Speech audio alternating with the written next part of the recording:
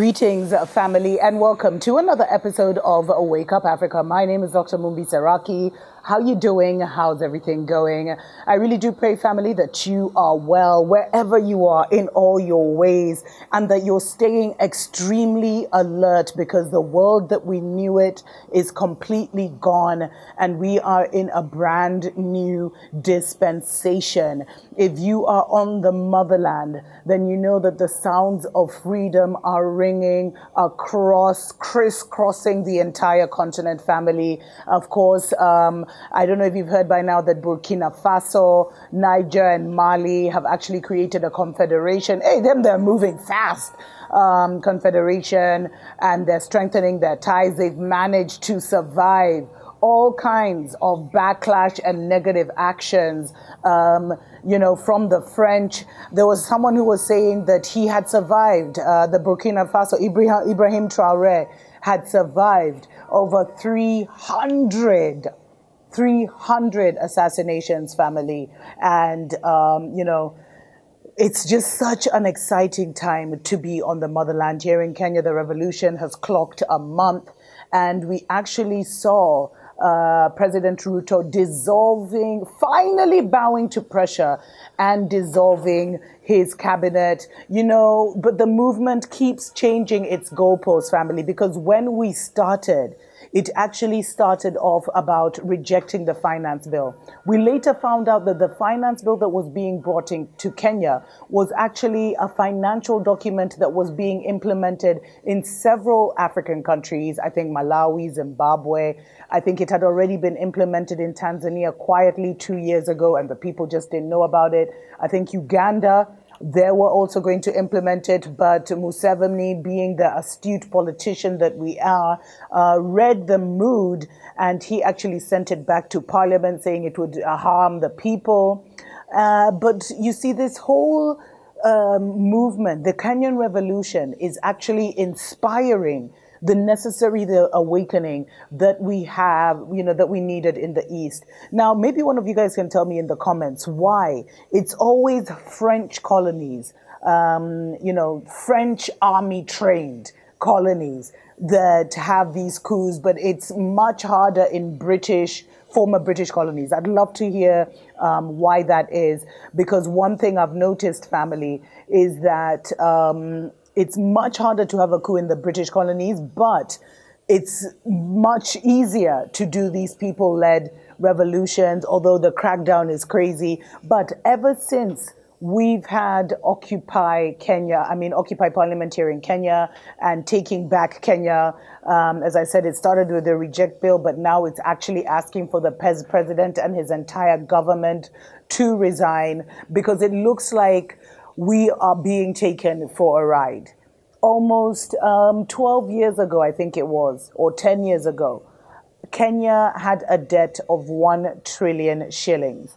But somehow with the meddling of the West and taking all these obtuse loans, some that were taken illegally and others that never landed in Kenya, we find ourselves in a state capture where now different companies, different European organizations, and remember, the world is run by corporations. Governments are merely a front at this point, wanting to take Kenya over. But one of the greatest things that has happened, or one of the greatest kind of ripple effects of the Kenya revolution has been that a lot of youth across the continent have started asking themselves why they are not taking to the streets. If you remember, Africa is over 95% youth, basically. And yet the government tends to be almost 99% people above 50. So there's a massive disconnect. And the ways of running the government in the 90s, when majority of the population was ignorant, is just not going to fly in these seasons and times. So we're seeing an Occupy Malawi, we're seeing an Occupy Nigeria, we're seeing an Occupy Kampala, but not enough action has been taken, family. We're still waiting to see if the youth across the different countries will take to the streets. But there's been a lot of discussion among the different parliaments. I think the Ugandan and Kenyan senators actually had a little back and forth.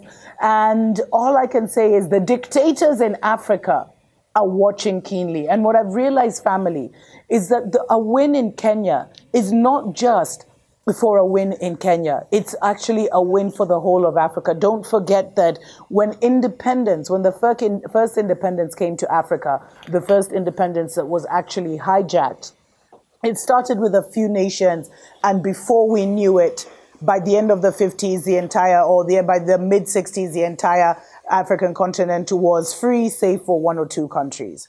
We are in that season again, where there seems to be an awakening among Africans that truly it's now or never. And, Kenya also happens to be a bellwether nation. And a bellwether nation is one of those nations that a lot of these multinational corporations and like Babylon and stuff, the Western nations, will look at particular nations and they'll say, like, because they know if it happens in Kenya, then it's most likely to spread to East, Central, and Southern Africa. If it happens in a certain country in West Africa, it's most likely to spread. So these are what they call the bellwether nations. And as a bellwether nation, there are a lot of imperialists that do not want to see Kenya succeed, just as there is a lot of people of goodwill from across the world who want this to work, who are using this, to inspire their own liberation struggles, their own liberation movements, family. And that is where we find ourselves, because this is as much a spiritual and a mental thing as it is physical. And the reason we've gotten so far, family, as a nation in Kenya is because the revolution is being televised and we are receiving so much spiritual energy and positivity and good wishes and prayers and positive intentions from the world. Otherwise, I'm sure Babylon would have found a way to reduce us, to ashes by now. But family, another thing is that we are leaderless, we are tribeless, we are classless. And so one of the reasons the movement is moving so swiftly and is getting so far is because there is no leader to bribe, torture, and kill the movement. And those who have been presenting themselves as leaders of the movement are quickly, not only are they being tortured by government and being abducted and all kinds of crazy things, but they are quickly losing any kind of popularity or importance on the social media platforms. So my appeal to you is definitely continue to keep Kenya in your prayers and aspirations and the whole of the motherland. May this be the season where something ignites, and I see it and I know it and I feel it, that the entire African continent will be free by 2030. That is our 2030 vision. Special shout out to every single person that has been supporting us for so long financially on Patreon. Our special members, we appreciate, love you so much. Also for your prayers and encouragement. And to all those who have sent us a love donation through PayPal, there is an amazing gift for you in the mail as well. And we appreciate, love you so much. Family, these are the seasons and times that we've talked about for so long. And if it wasn't now, then when would have it come? Tuko pamoja.